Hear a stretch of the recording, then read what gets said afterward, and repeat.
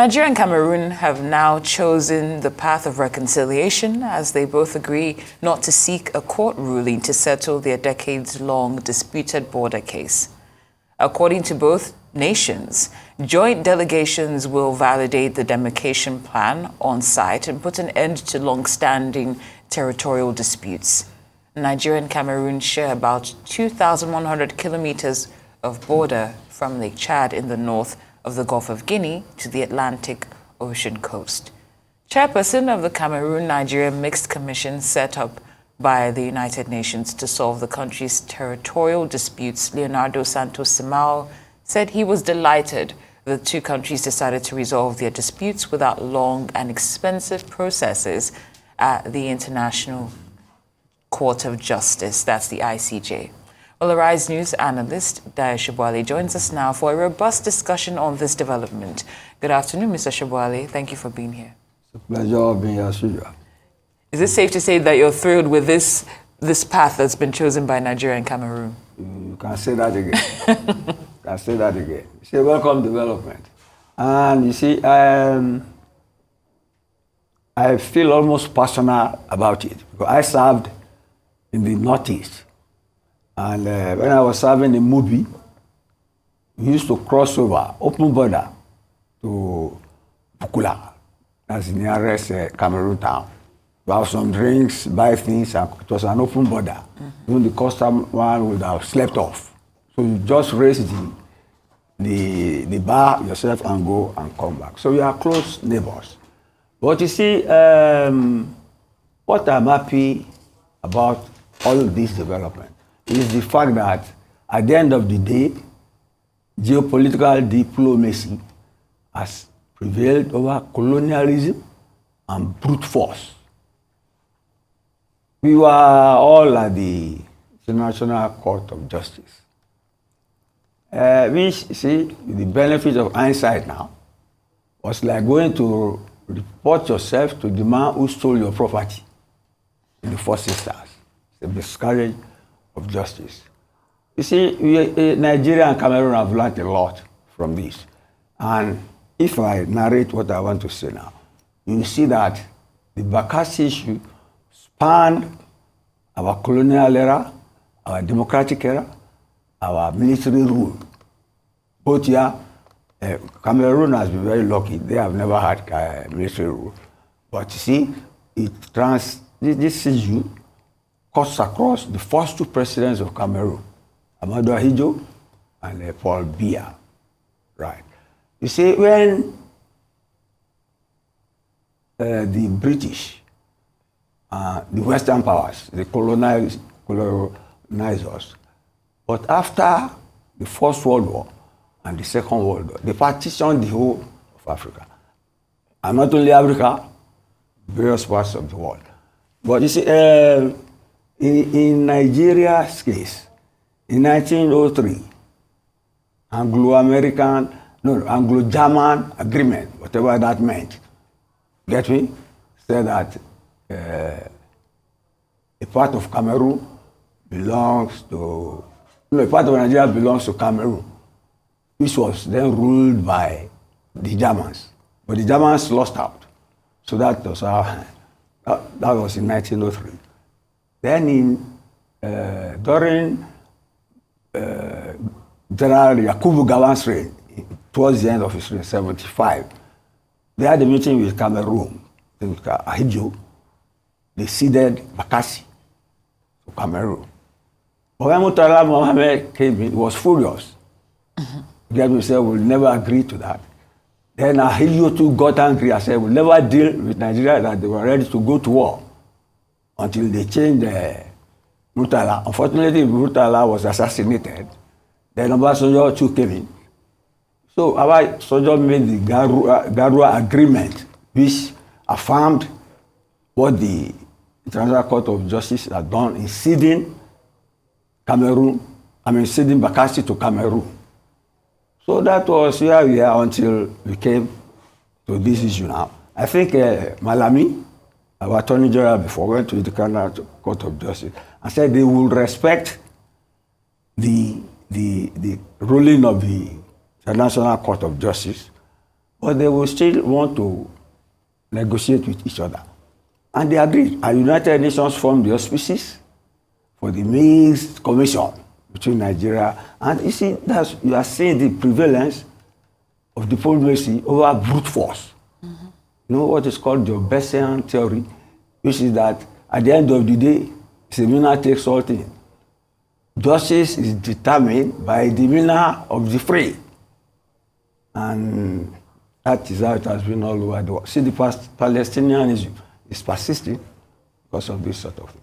But you see, they say every cloud has a silver lining. When the Boko Haram menace started, Bolivia thought it was a Nigerian problem. So, then until Boko Haram infiltrated his own area too.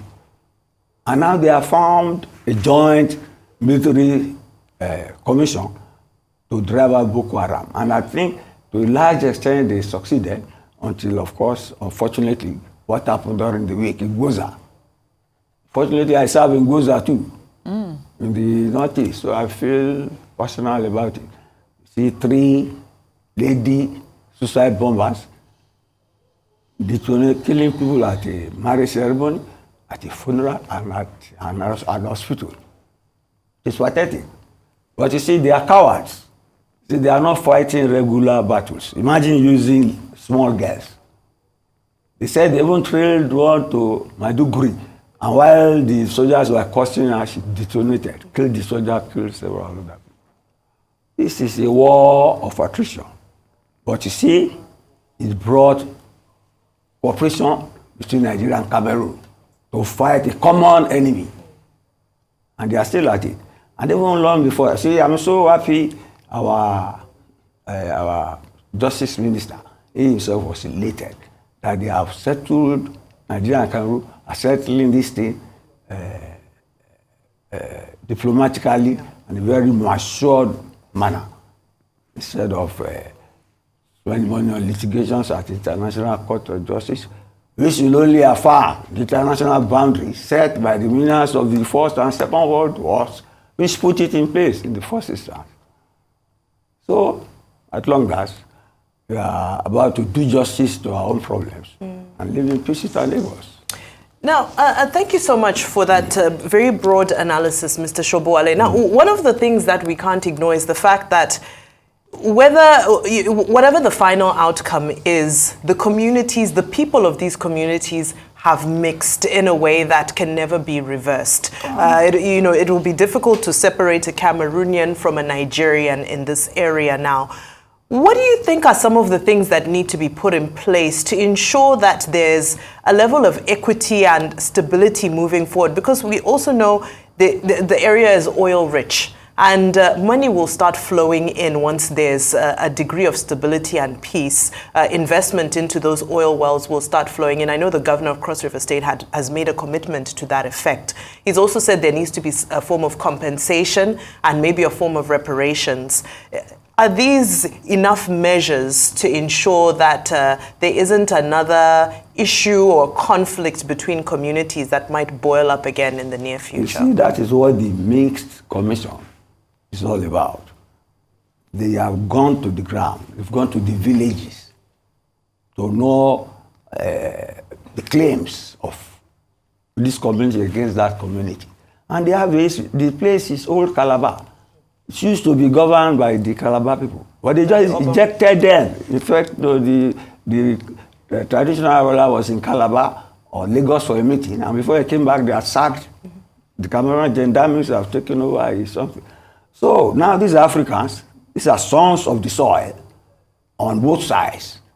So they will use history, they will use culture, they will use religion to demarcate areas. The Calabar people used to collect taxes from the area. You don't pay taxes to somebody who does not have hegemony over the area. You get me? So it is the sons of the soil. Let me use that language. Now, settling the issues, not the colonialists who will draw marks with a pencil and they become international borders. So I'm sure they will sort it out. And you see, earlier than that, they had been trying to do infrastructural projects. You know, when you have to ensure and create economic cooperation, you have something going, build bridges together, build markets together, build schools. You are entitled to you are bound to want to cooperate to keep those structures in place. So they have always been doing that. It's a step in the right direction. And I think the world should learn from it. This is, okay, if I say indigenous, it will look, if you say indigenous diplomacy, it will look insulting. Get me? This is geopolitics. Yes, homegrown diplomacy, and I appreciate it. I see, like going back to our roots. Maybe you never know.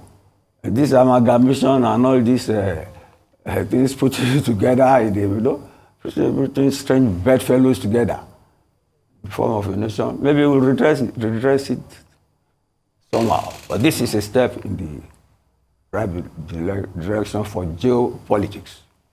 Yes. Well said, Mr. Sobowale. Now, when it comes to ensuring that this resolution stands the test of time, what would you like to see? Because for us to really appreciate this, it really has to be built to last. Of course, it is starting. It is just starting. I know, I'm saying, That's what right. would you like to see? There's nothing to see. Strategies, we should just pray that it succeeds. Nothing should be done. So what is the meaning of the mix the commission? It's not a strategy? That's why I'm talking asking of diplomacy. Do not ask me. I have not listened to what you have been saying. This is an innovation, diplomacy, which I have praised. Get me? And I hope it succeeds. The commission is still, in fact, they say 2025. They will have finished everything. Please. That is what is on the ground. 2025. And I pray they succeed. Yes. All right. Well, we'll be anxiously waiting until 2025, as I'm sure. Yeah, exactly. The people of Bakassi have waited for this for long enough. Thank you, Mr. Sobowale, for your insightful analysis as well.